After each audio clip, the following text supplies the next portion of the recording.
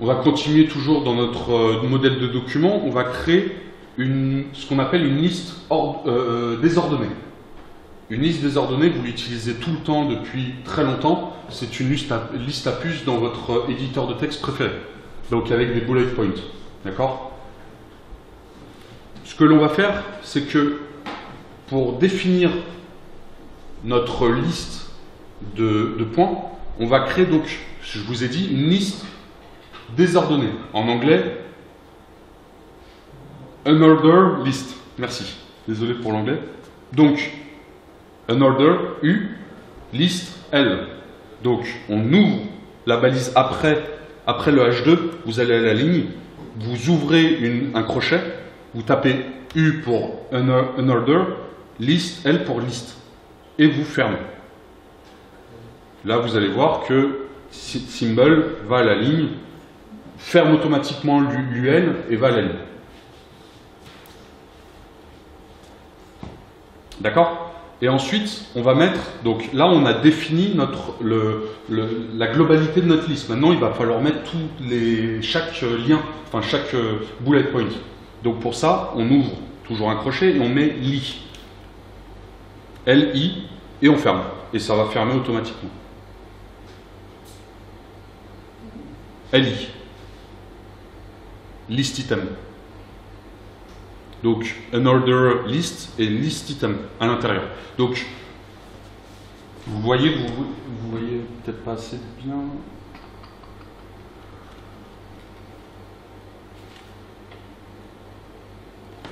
Donc, vous voyez, on a la liste qui englobe et le premier bullet point juste en dessous, lit.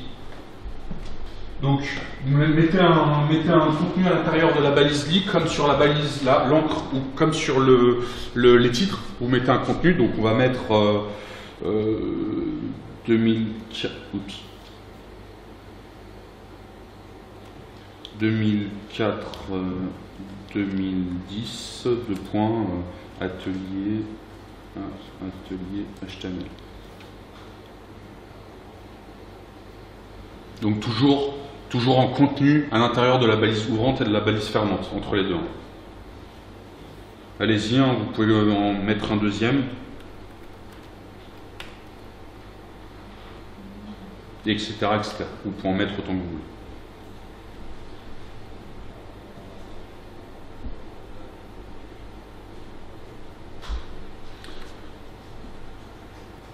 Est-ce que vous voyez quelque chose qui, comme les typographies de titres, les styles de titres, H1, H2, quelque chose qui est à peu près dans le même style se passe lorsque vous créez une liste à puces? Est-ce que vous voyez quelque chose visuellement qui non? Il y a les points directs, des points directs. Pourtant, on a... Alors, je sais que ça peut paraître évident parce que vous avez l'habitude des éditeurs de texte qui font... je sais tout ça. Mais ça, c'est encore une fois, je veux juste attirer votre attention sur le fait que ce soit le navigateur qui le fasse pour nous. Mais encore une fois, si demain vous voulez des checks devant, comme on en voit beaucoup sur le net depuis quelques années, ou n'importe quoi, des grosses cases à cocher, n'importe quoi, on peut faire ce que l'on veut. Mais ça, c'est du côté style, CSS. Donc, on peut très facilement HTML, c'est bon tout le monde? C'est bon, ouais. On peut très facilement HTML, vous voyez, créer une liste à puces. Comme on peut très facilement aussi créer pas une liste à puces, mais une liste numérotée. Donc, à l'inverse de la liste désordonnée, nous avons la liste ordonnée. Donc, orderer list. Pardon. Donc, à la place du U, on le remplace avec un O. Donc pour OL, et on fait bien attention à changer le U dans la balise ouvrante et le U dans la balise fermante. Si vous continuez, donc vous êtes d'accord que notamment ce qui permet au navigateur de savoir que il y a 1, 2, 3, etc., c'est ce qui l'englobe, c'est le OL. Tout ce qui va être à l'intérieur du OL, lui, il va très simplement, l'ordinateur, il va faire OK, 1, 2, 3, 4, 5, et il va mettre les chiffres correspondants. Si vous sortez un lit, si vous sortez un de ces lits, et que vous le mettez dans un autre OL, il va recommencer la liste à 0. Pardon. On peut commencer par le chiffre 3 ou par le chiffre 10 ou par implémenter pour... Nativement, non. On est obligé de commencer par le chiffre 1, ouais. Il faudra, pour le coup, pour faire ça, il faudra passer par le CSS pour en fait changer le style, parce qu'en fait le 1 c'est un style. C'est un style. C'est injecté en tant que style, donc il faudra surcharger ça en passant par le CSS pour le mettre en forme en commençant par 10.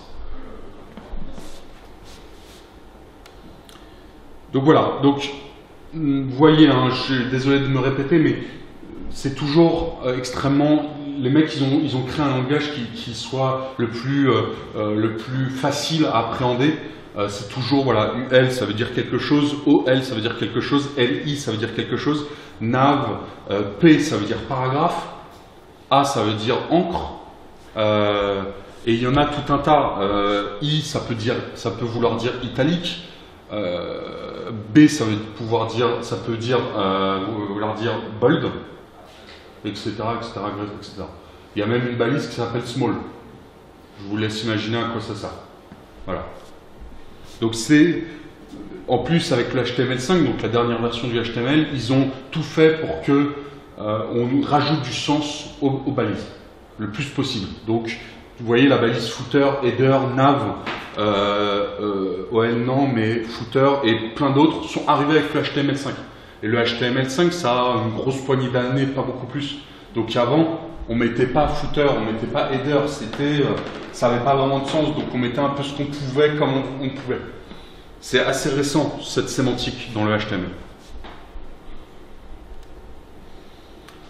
Ok, touc. La plupart des sites utilisent le HTML5. Aujourd'hui, oui, surtout que le HTML... le HTML, c'est le langage qui est utilisé en premier lieu pour l'interface utilisateur. Et aujourd'hui, un site qui a plus de 5 ans, même voire un peu moins, genre 4 ans, il est déjà vieux. Donc, à partir du moment où ton site date de 4 ans, ça veut dire que soit ton activité n'existe plus, soit tu maintiens plus ton site web. Donc, en gros, que bon, c'est pas une activité principale. J'ai travaillé récemment pour un annonceur de location de salles en ligne. Leur site, c'était un des plus vieux que j'avais vu, il avait 3 ans. Et il était complètement à la ramasse, le site, c'était n'importe quoi. Et il était complètement obsolète. Et il a fallu tout reprendre de zéro. Et tout reprendre, toute cette sémantique, faire le header, le footer, etc., etc.